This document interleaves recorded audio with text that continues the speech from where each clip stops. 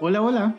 Our Cofan friends in Santa Rosa del Guamues are doing their Mingas, or collective works, at a good clip this year. They've already done 14 Mingas, which is as many as all of last year. They've repaired an elder's aquaculture pond, refurbished 2 other ponds, they've cleared and tended plantain groves, planting 60 suckers and harvesting 38 bunches. They've worked a cacao grove and have even repaired a road. Something new this year is the children's Mingas. As in previous years, the Mingas are multi-generational. But this year, our friends decided to add separate activities for the children to focus on their chagras, or indigenous gardens.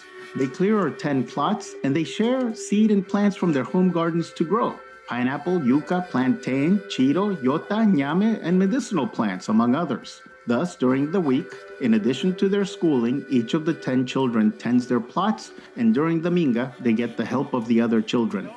Everyone's morale is good because they enjoy the Mingas. They tell me it's hard work, but that during the Mingas they catch up, tell stories, and of course, laugh a lot. They're also happy to have an organization of their own, the one they created following our September visit, the Asociación Ingi Bupa Semamba Umbachua Mendevi. The name Ingi Bupa should sound familiar to you because that is what they named the agricultural initiative that we began in the summer of 2020. Those of you who participated in our year-end Zooms learned that we spent most of our visit to Santa Rosa fleshing out the structure of this new organization. To do this, we gathered the experience of the last 5 years of Ingi Bupa. Who does what, how the Mingas are organized, who's in, who's out. In other words, the structure grew out of the experience. Ingi Bupa's leadership is majority women, and its membership includes 1 traditional authority, another elder, and 3 grandmothers among its 14 founding members.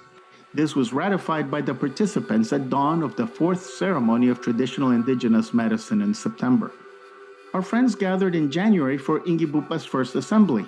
The agenda included organizing this year's Mingas, inducting a new member, and distributing the children's incentives. They track each child's participation in the Mingas, and at year's end, we send funds commensurate with their participation to their parents. They then use that money to purchase things for their children, such as school uniforms and supplies, but also gifts.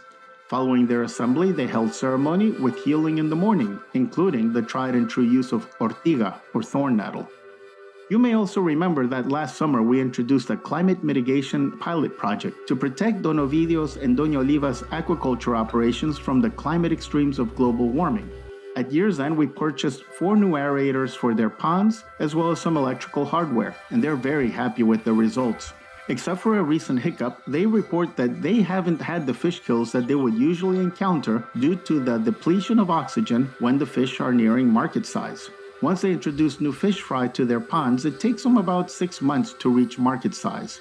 You may remember from last summer's appeal that Ovidio and Oliva have multiple ponds, and Oliva told me that they harvest about 1,300 kilos of fish every 2 months. 2 of Ingi Bupa's members grow cacao. The cacao seedling grows for about 3 years before it produces pods. The pods' cacao beans are then fermented for 7 days and then dried for 8. Each cacao tree produces about a half a kilo of dried beans, with 12 harvests in a year. Aviculture also had some significant developments last year when we expanded Ingi Bupa from Santa Rosa to the neighboring Cofan reservation of Yarinal. We had financed the building of a new chicken coop for one of the Yarinal grandmothers, and another grandmother's coop needed repairs. We've accompanied a youngish widow for several years, including funding the building of a new house in 2023. But we made a deal.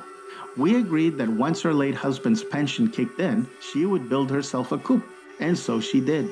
So on December 20th, each of the 3 Yarinal women got 50 egg-laying hens and feed to begin their operation. We also bought 50 egg-laying hens for each of the 5 Ingi Bupa women in Santa Rosa.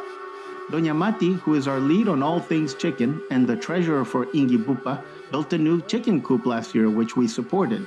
She now has 110 egg-laying hens, which lay around 90 eggs a day. These hens lay eggs for about 2 years before they are eaten or sold. These proceeds and those of the eggs provide for the chicken feed, which they complement with plants and kitchen scraps, and it also provides income for their respective homes.